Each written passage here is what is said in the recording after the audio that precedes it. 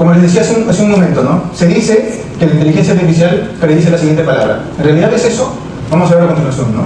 Yo tengo una sentencia que dice Michael Jordan es el mejor jugador de ¿qué deporte? Bueno, el modelo va a buscar dentro de todo, va a construir, porque él lo busca, no tiene una base de datos, ¿no? Y esto se representa como una cajita así, ¿no? Una cajita así donde él va a construir palabras a partir de los tokens, porque las palabras se dividen en tokens, y él va a tener al final una lista como esta, ¿no? Él va a decir, ok, yo tengo que lo más probable para completar esta oración es básquetbol.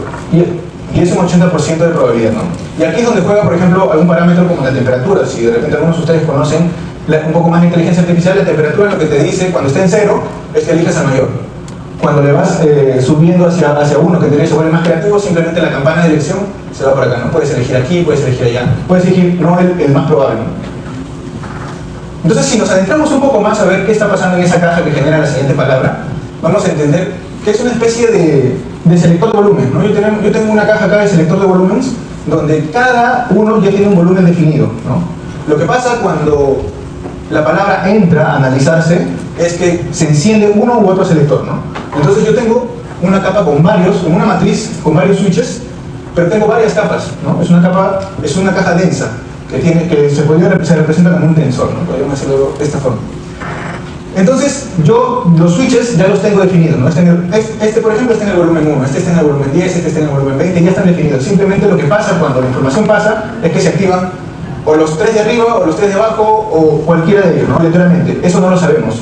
Eso es tal cual nos pasa cuando nos tomamos una resonancia y cuando tú piensas en tu novia y se enciende una parte en tu cerebro y cuando piensas en tu sueldo de fin de mes se enciende otra parte, no sabemos por qué, ¿no? No sabemos por qué, pero se enciende.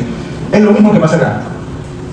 Entonces vamos a entrarnos un poco más, ¿no? No vamos a irnos a la parte tan técnica, no se me asusten, pero detrás de esto hay más cajas, ¿no? Detrás de este transformador hay 2 cajas importantes. Hay unas cuantas más, pero las más importantes son estas, ¿no? Una caja de atención y otra caja que se llama perceptrón multicapa.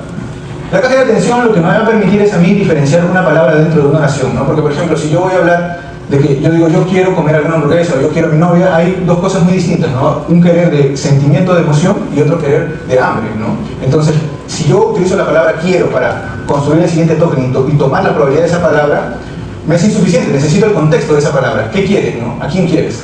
Entonces necesito prestar atención, ¿no? Y eso es lo que hace esta caja. La siguiente caja lo que va a hacer es todo lo que desconocemos. Y es básicamente algo así, ¿ok? Son un montón de conexiones, son un montón de neuronas y lo que hacen es, en realidad, todo el proceso de construir la siguiente palabra, ¿no? Y es algo que se desconoce, mucho de esto se desconoce hoy en día, ¿no? Y ahí es donde está el campo de la interpretabilidad.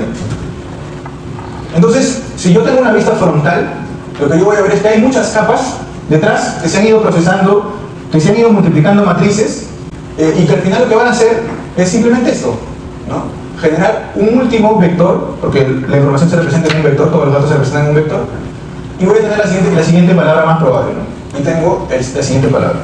Entonces, ¿podría decir que es un predictor de la siguiente palabra? Sí, es un predictor de la siguiente palabra, ¿no? Pero ha pasado por todo esto. Ahora, ¿qué es lo que hace ChatGPT, ¿no? Porque esto es la versión inicial de los transformadores cuando simplemente completaban lo que tú les escribías, ¿no? Entonces, lo que tienes que hacer ahora es toda esta palabra con la nueva que se ha predecido vuelve a ser la entrada, ¿no? Y vuelve a pasar por todo esta calambache de cajas para generar la siguiente, ¿no? Que era el PX2, dado que se generó PX1. Y luego vuelves a pasar todo ese bloque y así vas generando todo, ¿no? Entonces, imagínense cuánto proceso computacional hay acá, ¿no? Para solamente generar una palabra, yo he pasado alrededor de, por ejemplo, 80 capas internas, ¿no? ¿Cuánta plata puede haber ahí solamente para generar esto, ¿no? Es por eso que de repente algunos han escuchado que decirle hola o chao a ChatGPT genera millones de dólares en gasto, ¿no? Porque está haciendo todo este cálculo computacional. Entonces lo que nosotros tenemos que tener, o la intuición mental, la imagen mental que tenemos que tener en nuestra mente cada vez que usamos ChatGPT, es que lo que está pasando es que está codificando nuestra data en vectores, ¿no? En una secuencia de números. Y también hay unas matrices de pesos, ¿no? Los pesos son estas redes neuronales que han visto ahí, este perceptrón multicapa. Y lo que simplemente va a pasar es esto, ¿no?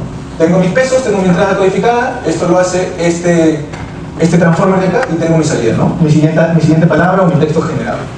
Eso es lo que pasa detrás de un modelo de lenguaje largo en palabras sencillas, ¿no? Hay mucho más tecnicismo, hay muchas más fórmulas, hay cosas mucho más complejas dentro que no se entienden, pero que pasan, ¿no? Y esta caja, recuerden que no se encienden todas las neuronas, ¿no? el modelo elige cuáles encienden, cuáles pesos va a utilizar. Y eso es lo que nos hace a nosotros desconocer qué es lo que él está, por qué él elige unas neuronas y por qué elige otras, ¿no? Porque en su proceso de entrenamiento él aprendió a aprender unas neuronas y otras no. Eso es lo que no conocemos y eso es lo que a muchos, como a mí por ejemplo, también me interesa saber, ¿no? Me interesaría saber algún día por qué pasa eso. Ahora, otro punto importante para tener en cuenta aquí es cómo estos pesos, ¿no?, se han creado, cómo estos pesos se mejoran. ¿Qué es lo que hace? ¿Qué es lo que se hace?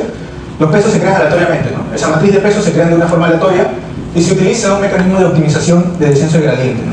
¿Qué significa esto? Yo lo puedo ejemplificar como una especie de cerritos, ¿no? Cerritos, acá tengo valles, ¿no? Hay valles más altos, otros más profundos. Y lo que yo voy a tratar de buscar es el valle más profundo porque ese me va a dar a mí los mejores pesos para predecir lo siguiente, ¿no? Es decir, supongamos que tenemos un valle alto. Ese era ChatGPT 3, ¿no? Que no era tan inteligente quizás como ChatGPT 5 que utilizó el valle final, ¿no? Pero ¿qué pasa? Que esto está representado en 3 dimensiones y podemos interpretarlo, visualizarlo como una especie de cerros, valles, ¿no?, cúspides. Pero cuando hablamos de modelos de lenguaje largo, como vimos, hay millones de parámetros, hay miles de dimensiones, ¿no? Entonces, nosotros podemos pensar y decir, ok, esto está en 3 dimensiones, se representa así, me voy bajando y voy encontrando la parte más óptima abajo, ¿no? Pero en una cuarta dimensión, ¿podríamos decir eso? En una quinta, en una enésima dimensión, ¿podríamos decir eso? No lo sabemos, ¿no? Y no sabemos tampoco si estamos en un mínimo local, que podría ser, por ejemplo, acá este valle que es alto, pero hay un mínimo mejor, que es un mínimo absoluto, que está, por ejemplo, acá, ¿no? Entonces no sabemos así porque no lo vemos, y no lo vamos a ver probablemente, ¿no? Entonces, esto simplemente es la forma de optimizar los pesos, ¿no? Yo primero elijo de forma aleatoria, y luego lo que hago es, voy buscando dentro de esta gráfica, en un hiperplano, en miles de dimensiones, voy encontrando donde estos pesos se ajustan mejor, y finalmente saco mi versión de ChatGPT 5.